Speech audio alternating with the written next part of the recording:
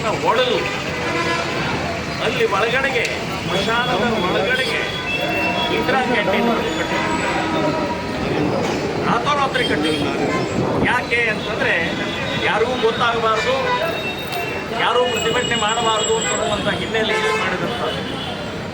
ಅಧಿಕೃತವಾಗಿ ದಾಖಲೆ ಇರುವಂಥ 8 ಎಕರೆ ಆ ರುದ್ರಭೂಮಿಯನ್ನು ಈಗ ಯಾಕೆ ಆ ರೀತಿ ಒಡೆದು ರಾತ್ರೋರಾತ್ರಿ ಕಟ್ಟುವಂಥ ಅವಶ್ಯಕತೆ ಇದೆ ಅಂದರೆ ತಪ್ಪು ಮಾಡಿದ್ದೀವಿ ಅಂತ.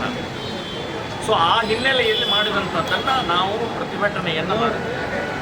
ಕ್ಯಾಂಟೀನ್ ಅಂದರೆ ಅಲ್ಲಿ ಊಟ ಮಾಡೋದು, ಈ ಸ್ಮಶಾನ ಅಂದರೆ ಅಲ್ಲಿ ಸುಡೋದು ಮತ್ತು ಹೂಳೋದು. ಸೊ ಆ ಸ್ಮಶಾನಕ್ಕೆ ಊಟ ಮಾಡೋದಕ್ಕೆ ಹೇಗೆ ಇದು ಅಲ್ಲಿ ಜನ ಬಂದು ಊಟ ಮಾಡಬೇಕಾ? ಅದೇನು ತಿಥಿ ಊಟನ ಅದು? ಅಲ್ಲೇ ಮುಸುರಿ, ಅಲ್ಲೇ ಉಗುಳೋದು, ಅಲ್ಲೇ ಹುಚ್ಚು ಬರೆಯೋದು, ಅಲ್ಲೇ ಎಲ್ಲ ರೀತಿ ಗಲೀಜು ಮಾಡುವಂಥದ್ದು ಪ್ರಕ್ರಿಯೆ ಪ್ರಾರಂಭ ಆಗ್ತಾ ಇತ್ತು. ಸೊ ಹಿಂದೂ ರುದ್ರಭೂಮಿ ಅಂತನ್ನುವಂಥದ್ದು ಪವಿತ್ರವಾದ, ಸೊ ಆ ಪವಿತ್ರವಾದ ಕ್ಷೇತ್ರವನ್ನು ಅಪವಿತ್ರ ಮತ್ತು ಆ ಪವಿತ್ರ ಕ್ಷೇತ್ರದಲ್ಲಿ ತಿಥಿ ಊಟ ಮಾಡಿದಂಗೆ ಅಲ್ಲಿ ತಿನ್ನೋದು ಅನ್ನುವಂಥದ್ದು ಮಾನಸಿಕತೆ. ಅಪ್ಪಯ್ಯನವರೇ, ಇದು ಶೋಭೆ ತರುತ್ತಾ ನಿಮಗೆ? ಸೊ ನೀವು ಮಾಡಿರುವಂಥ ಕೃತ್ಯ ನೀವು ತಪ್ಪು ಅಂತನ್ನುವಂಥದ್ದು ನಿಮ್ಗೆ ಅನಿಸ್ತಾ ಇಲ್ವಾ? ಮತ್ತು ಸೊಕ್ಕಿನಿಂದ ಮಾತಾಡ್ತಾರೆ, ನೀವು ಸಮರ್ಥನೆ ಮಾಡ್ಕೊತೀರಿ. ನಾಚಿಕೆ ಮಾನ ಮರ್ಯಾದೆ ಎಲ್ಲಿದೆ ನಿಮಗೆ? ಈಗ ಹೆಂಗೆ ಅದನ್ನು ತೆಗಿಸಿದ್ರೆ ಹಾಗಾದ್ರೆ ಇಡಬೇಕಾಗಿತ್ತು. ಎಷ್ಟು ಸೊಕ್ಕಿದೆ ನಿಮಗೆ? ಅಧಿಕಾರ ಇದೆ, ಗೆದ್ದ ನಂತರ ಏನು ಬೇಕಾದ್ರೂ ಮಾಡ್ಬೋದು ಅನ್ನುವಂಥ ಮಾನಸಿಕತೆ ಬಿಡಿ.